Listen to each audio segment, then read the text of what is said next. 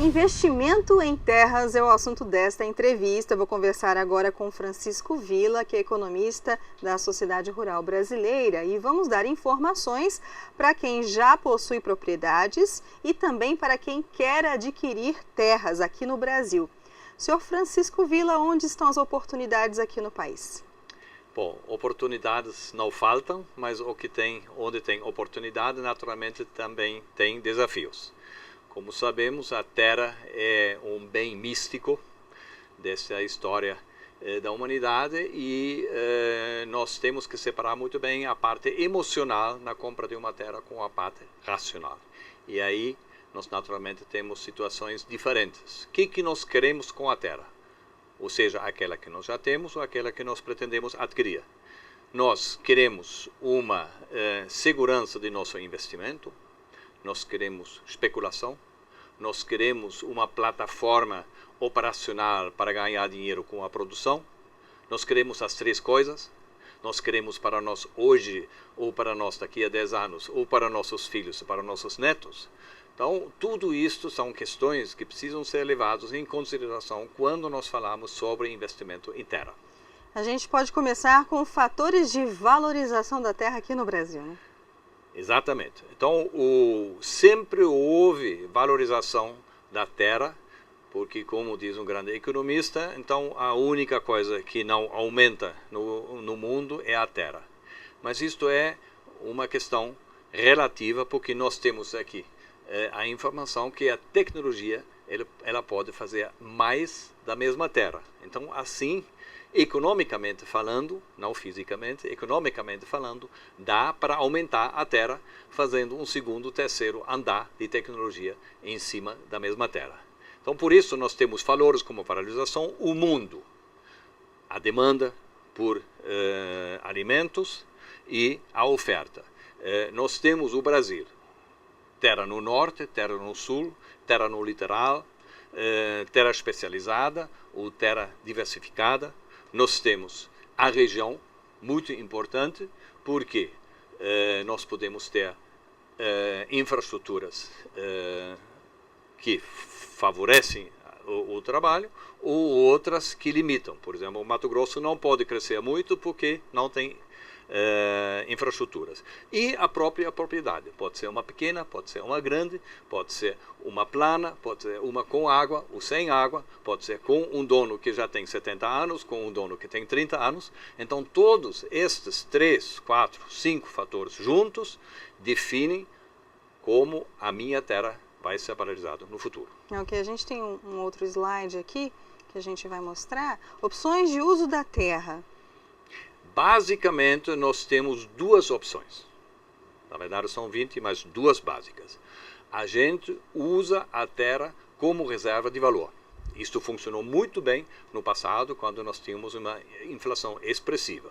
Ou isto vale para o investidor que agora quer liberar a verba de um investimento que tem para canalizar para a agricultura, ele precisa ganhar dinheiro com a operação da terra. Então, são os dois modelos. E para eu ganhar dinheiro com a terra, eu não preciso ser dono da terra. Posso arrendar a terra e pegar esse dinheiro que eu não gasto na aquisição da terra, na tecnificação do meu processo. Que, além de usar os insumos, então tem aqui a chamada para irrigação. A irrigação me permite fazer 3 safras por cima do mesmo hectare que o europeu e o norte-americano só pode ter uma safra. Isso aumenta a nossa capacidade, a nossa competitividade e se nós somos mais competitivos, produzimos mais. Se produzimos mais, a nossa terra valoriza mais do que aqueles nos Estados Unidos ou na Europa. Agora, senhor Francisco, pensando globalmente, como é que está o valor das nossas terras aqui no Brasil em relação a outros países? Bom, ela está supervalorizada. Um motivo porque tem interesse em investir em terras brasileiras. Mas existe uma certa preocupação com venda exagerada para os estrangeiros que eu gostaria de limitar um pouco. Se nós compararmos os terras que foram comprados entre 2000 e 2012, então foram 58 milhões de hectares na África, 18 milhões de hectares na Ásia e apenas 7 milhões de hectares na América Latina, dos quais 5 milhões no Brasil.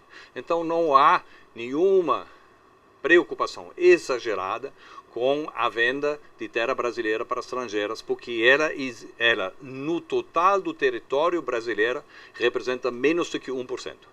E no total da terra que está sendo utilizado para pasto, para agricultura, não são mais do que 5%. Então não é uma situação alarmante para a situação da defesa nacional em termos de propriedade da terra brasileira. Por que vendemos tão menos terras do que outros países? Em primeiro lugar, em outros países ainda era mais barato do que no Brasil, porque no Brasil, por exemplo, nós temos terra que custa R$25.000 o hectare, nós temos na média 6.000 hectares por hectare, que já é mais ou menos 70% do valor dos Estados Unidos. Então, mas tudo isso, o valor da terra, ele depende daquilo que eu consigo fazer com a terra. Então, o que se diz na economia, um bem vale o que ele produz. Ele produz ou lucro ou produz segurança. E no Brasil são as duas coisas, né? Então a gente tem na terra uma fixação do valor do patrimônio familiar que nós temos, e nós temos a opção de também ganhar com a operação na lavoura, na floresta, que é uma nova frente agora. E o problema da floresta, por exemplo, é que essas são geralmente grandes multinacionais que dominam essa atividade. E aí o país tem sido um pouco reservado em relação à abertura para esses investimentos. Sr. Francisco, eu imagino que seja muito difícil para o detentor da terra ou quem queira comprar tomar essa decisão. Onde buscar informações e profissionais que podem orientá-lo? Bom, como sempre, existe a internet. Se alguém passar uma tarde, vai encontrar vídeos como esse aqui. Então, sobre a temática, vai ter artigos. E ninguém pode fazer o trabalho para o tomador de decisão. Ele mesmo, ele começa com aquilo, qual é a vocação dele. Ele quer especulação, quer guardar o valor para os filhos e os netos, com todos os riscos que isso envolve. Risco de MST, risco de aumento da tributação na herança, que é uma tendência crescente, ou se ele quer gerar valor operacional na terra. Então aí ele tem que ir lá e tem que investir em maquinário, tem que investir em insumos, irrigação, etc. Então isso já é a situação básica. Depois depende quem eu sou. Se eu sou uma empresa ou se eu sou o dono de o pai de uma família com 20, 30 filhos, ou se eu sou uma pessoa singular. Então, não dá para dar um conselho generalizado. Cada caso, aqui vale muito mais do que em outras situações, cada caso é um caso, mas existe acesso na literatura especializada e na internet. Rapidamente, para a gente encerrar, o MST ainda é um risco nesse negócio ou reduziu bastante nos últimos tempos? Eu falei o MST, então o questionamento da figura jurídica da propriedade.